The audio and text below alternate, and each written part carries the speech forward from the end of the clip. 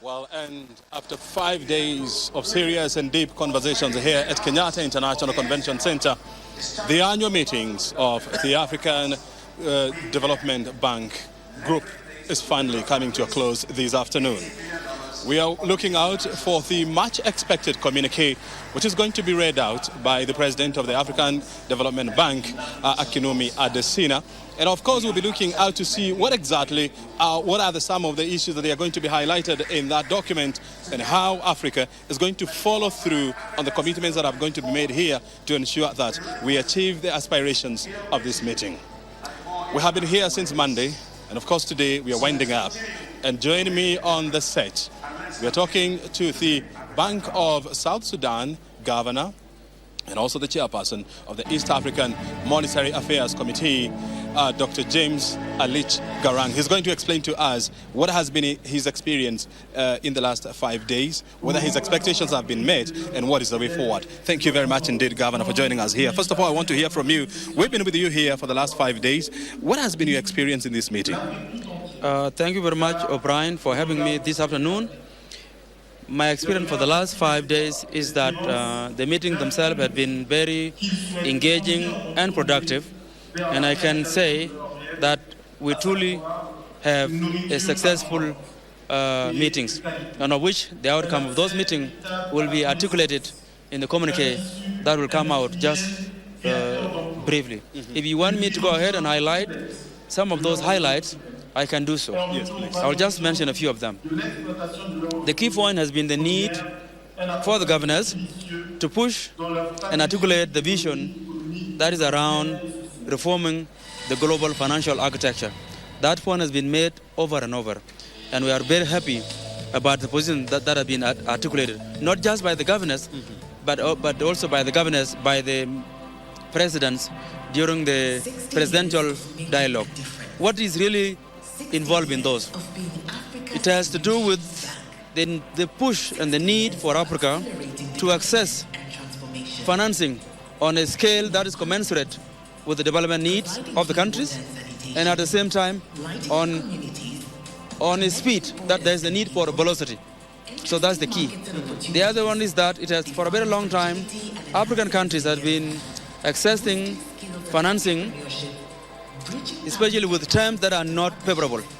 So the push has been to ensure that we need concessional facilities, and at the same time also longer maturities and longer grace period. And finally, is for Africa also to ensure and access smart climate financing. So for us at home, the need is for us to develop policies that are consistent with the smart financing.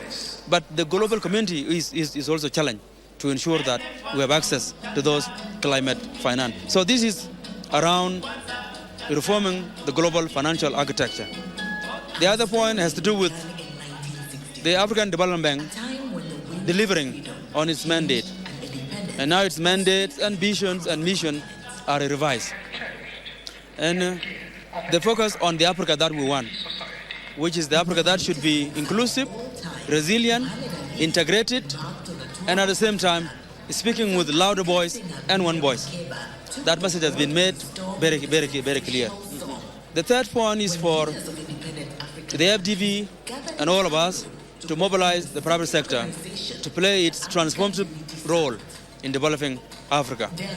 So that's the key point. And on many platforms that we have had, the private sector participant came and they provide their views. The fourth point, which I've just said earlier, and this is made very clearly by President Ruto, by President Kagame, and other presidents, and which is the point that we must embrace the idea that charity begins at home. And that has to do with, instead of exporting African problems to others to resolve them for us, we must look for solution also, if we can. So this is the key point that has been made. The last point that I would like to add here is the need for Africa to be fully integrated.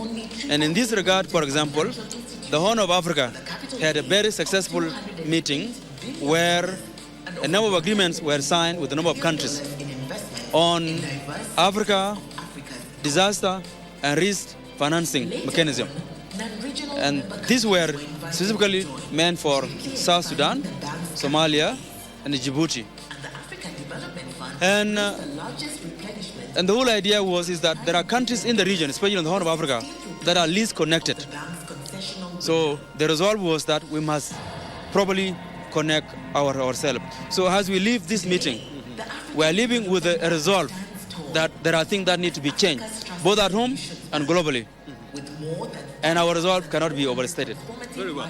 I mean, one of the key discussions here was how to integrate African economies and, of course, expand and deepen our infrastructural interconnectivity. What lessons is EAC picking out of this meeting?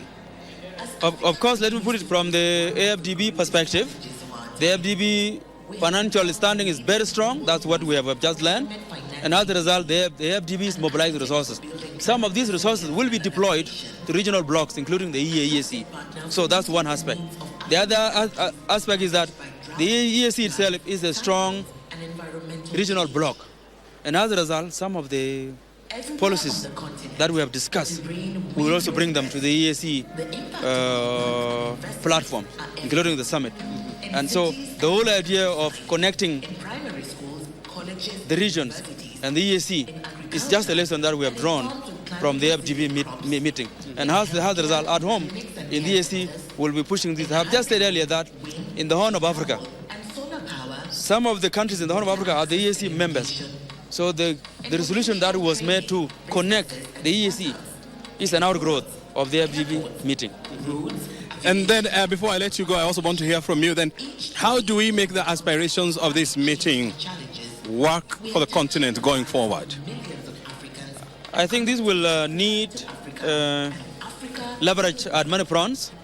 At home, countries would need to streamline their policies if they are not streamlined already. For example, there are countries that have smart climate policies, and there are those who do not. Those who do not are required to develop smart policies. And in the region, we also need to communicate these policy positions here at home, and we also need to take them to the global community, especially at those tables where we sit. We spoke earlier that, for example, in the G20, at the G20, Africa as a whole has 3 seats. One for South Africa, one for Nigeria, and the one for the EU. So the messages that are coming out here today and the communique, some of those our leaders will take them to the G20 and communicate them there. Because it is at G20 where certain decisions are made, which has implication for the decisions that are made at the board of the international financial institution, particularly the World Bank and the IMF. And in this case, the idea of reforming the global financial architecture cannot just be spoken and left here. It has to be taken to those tables and discussed. And our leaders at different levels will be well placed to articulate those.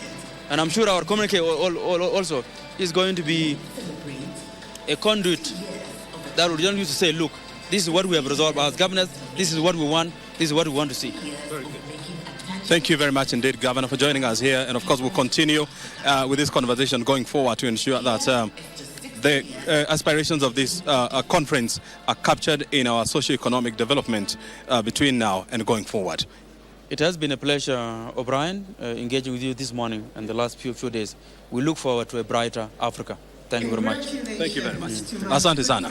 Very good. I mean, that is the governor of the Bank of South Sudan, as well as the chairperson of the East African Monetary Affairs Committee, that is Dr. James Alic Garang, joining us.